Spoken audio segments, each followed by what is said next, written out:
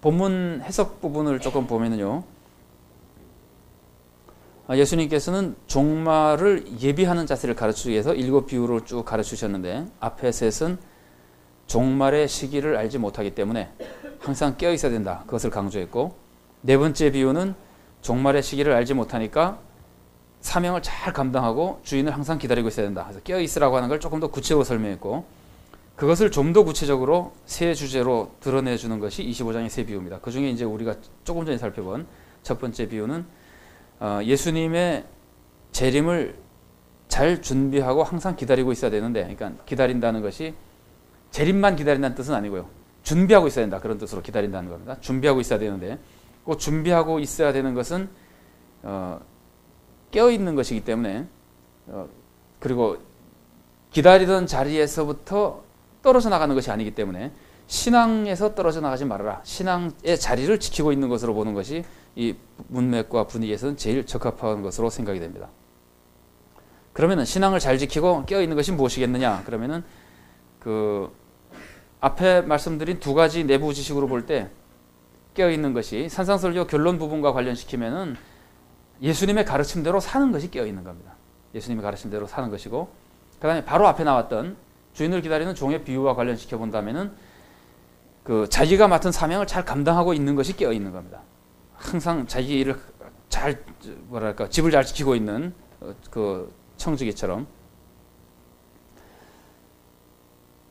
그 다음에 이제 그 자리를 지키고 있다고 했을 때, 자리를 지키고 있다고 하는 거에 첫 번째 것은 믿음을 지키는 거네요. 믿음을 지키는 거라고 한다면요, 마태복음은 다른 복음서보다 특별히 더 교회를 강조한다 그랬죠, 그죠? 그래서 마태복음 안에서는 이런 의미도 이 안에 포함되어 있다고 볼 수 있습니다. 믿음을 지킨다는 것 자체는 교회에 출석하는 것, 교회를 떠나지 않은 것까지 내포하고 있다고 볼 수 있습니다. 교회를 떠나지 말고 믿음을 지키고, 그 다음에 조금 더 구체적으로는 예수님이 가르치는 대로 살고 자기에게 맡겨진 일들을 잘 감당하고, 이런 것들이 쭉 깨어있는 것이라고 볼 수 있고요.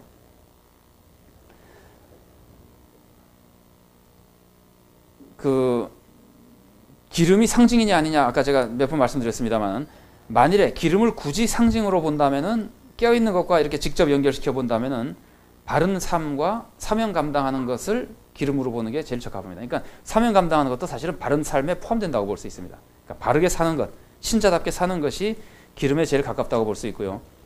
기름을 굳이 상징적으로 보지 않고 기다리는 것 자체, 자리를 지킨 것 자체를 중요하게 생각한다면은 믿음을 지키는 것이 중요하기 때문에 결국은 바른 삶이 중요해집니다. 그래서 결국은 상징으로 보나 자리 지킨 것을 중요하게 보나 거의 비슷한 의미가 되고 맙니다.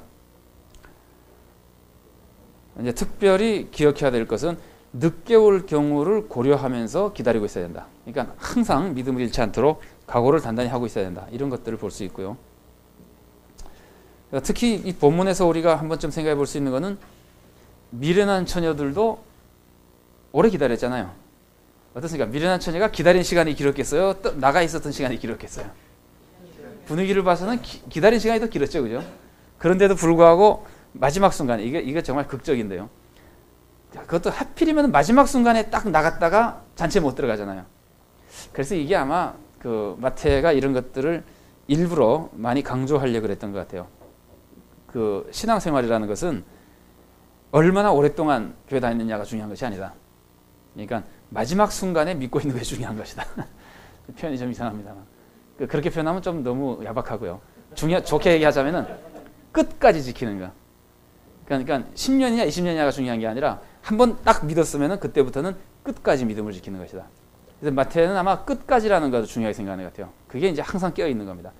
그렇지 않고 중간에 믿음을 포기하고 교회에서 뭐 떨어져 나가고 아니면은 신앙생활에다가 지쳐가지고 아니면 새로운 데 욕심이 생겨서 떨어져 나가서 다른 생활을, 뭐 그런 사람도 있잖아요. 목사님 바쁘니까 제가 요거 1년만 하면은 회사가 자리 잡을 텐데 그 다음에 뭐 열심히 하겠습니다. 그런 사람들이 혹시 보셨습니까? 저는 그런 말씀을 많이 들었는데 저희인데 그런 얘기 한 사람은 없었고요. 있죠.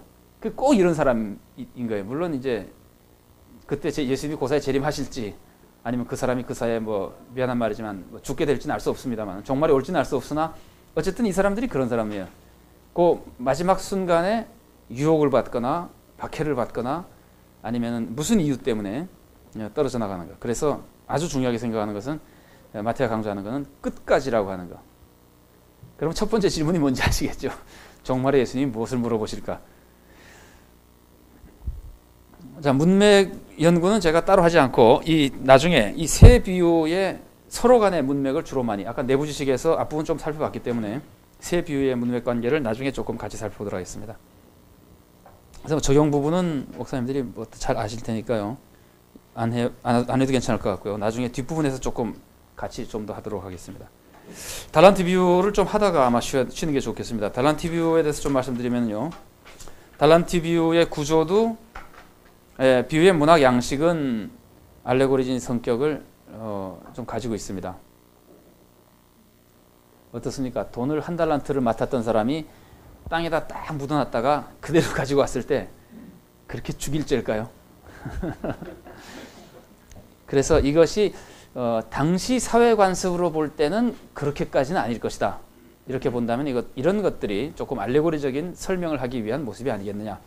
그런 것들이 이제 알레고리적인 성격으로 볼 수 있는 겁니다. 그 다음에 바깥 어두운 데 내어 쫓으라, 뭐 슬피 울며 이를 감히 있으라 이런 표현들은 종말론적인 징계의 표현이거든요. 그래서 종말론적인 표현이 나타나는 것도 역시 알레고리적인 성격이 있다는 것을 보여줍니다. 달란트 비유가 알레고리적인 성격이 있다면은 이것도 역시 뭐 문맥 자체가 종말에 대해서 가르치는 겁니다만은 예수님의 재림을 상징하고 그때 뭐 심판의 모습을 보여준다고 볼 수 있고요. 구조를 여러분들 그 자료에서 조금 보시면은요,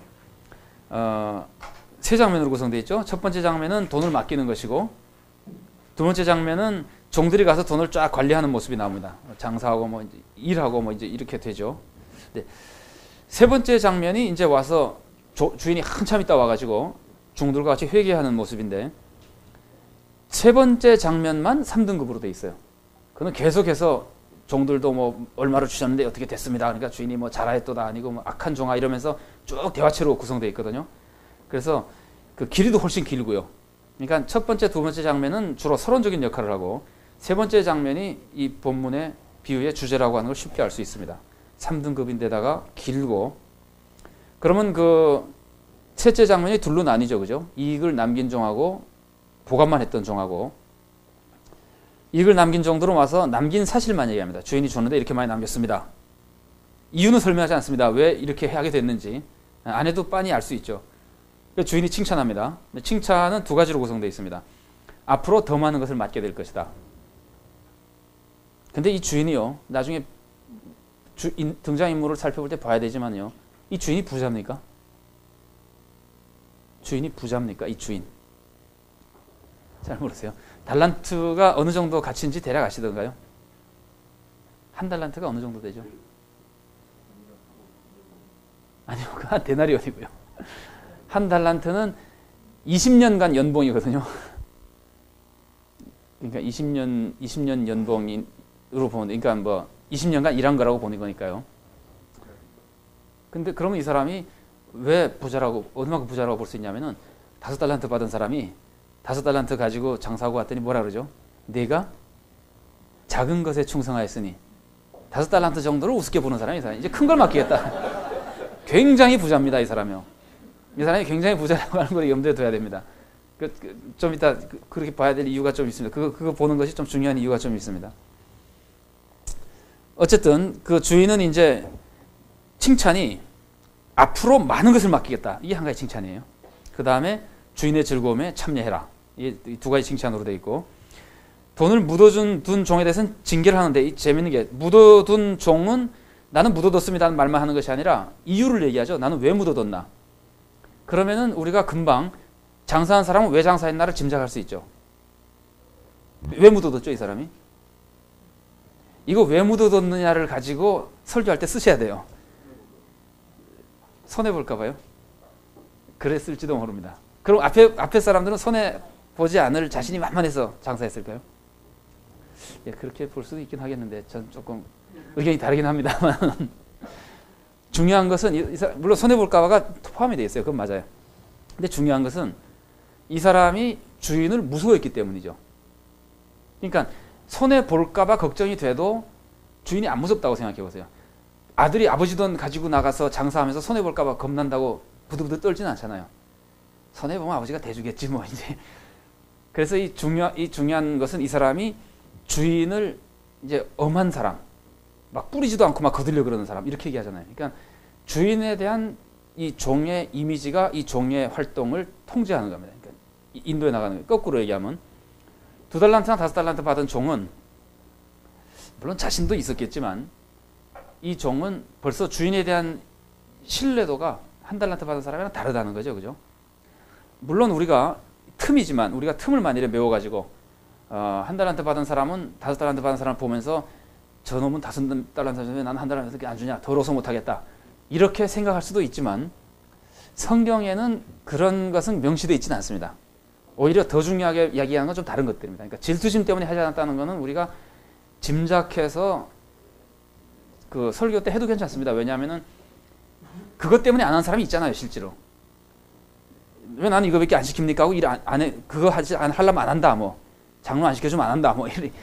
그러니까 그런 사람도 있기 때문에 그렇게 해도 좋은데, 이 본문이 가르쳐주는 보다 더 중요한 메시지는 하나님에 대한 그 두려움, 이상한 두려움, 있으면 안 되는 두려움, 정상적인 두려움이 아니라 그런 이미지가 이제 여기서는 이제 더 강하다고 볼 수 있습니다. 어쨌든 이유를 얘기하는데, 뭐 주인이 워낙 무서운 사람이라 안 했다. 무서워서 안 했다. 그러니까 그 핑계에 대해서 주인이 반박하죠. 네가 만일에 그랬으면 이렇게라도 하지 않았겠냐. 엉터리 소리 하지 말아라. 그러면서 주인이 징계를 하는데 두 가지로 되어 있죠. 하나는 있는 것까지 뺏는 것이고, 아까 그 사람은 더 받는 것이고, 이 사람은 뺏는 것이고, 어두운 대로 내어 쫓기는 것이다. 그래서 이제 이것들이 이제 대조가 되게 돼 있죠. 문학기법으로는 역시 여기도 이야기 등급의 변화가 나타나고요. 쉽게 찾아볼 수 있습니다. 그 다음에는 그 대조, 두 종들이 일하게 된 동기와 일한 내용과 결과가 대조되는데, 결과는 명시적으로 대조하고 막 이야기 등급을 직접 화법으로 바꿔가면서까지 명시적으로 대조하고, 동기와 내용은 그 암시만 되어 있습니다. 이 앞에 두 종에 대해서는 특히. 그 다음에 재밌는 것은요, 이야기 등급에서 우리가 만 목사님들 설교하실 때 많이 말씀하셨으리라고 생각되는데, 2달란트 받은 종하고 5달란트 받은 종에 대해서 주인이 칭찬하잖아요. 그런데 칭찬할 때 그게 직접화법으로 되어 있죠. 직접화법으로 되어 있고 그게 똑같잖아요. 요게 그 직접화법이기 때문에 중요합니다. 간접화법으로만 얘기했으면은 실제로 말을 똑같이 했으리라고 볼 필요가 없거든요. 간접화법은 내용만 전달하면 되니까. 그런데 직접화법은 문자 하나 안 틀리고 똑같다 이런 걸 암시하기 때문에 2달란트 받은 종이나 5달란트 받은 종에 대한 주인의 칭찬이 같았다고 하는 것을 직접화법을 통해서 보다 강하게 우리들에게 알려주는 겁니다. 그래서 우리가 설교할 때 그런 말씀을 자주 하시지만 그렇게 말씀을 하시기 위해서 이렇게 해놓은 거예요. 직접화법으로 똑같이 이제 기록해 놓은 거예요.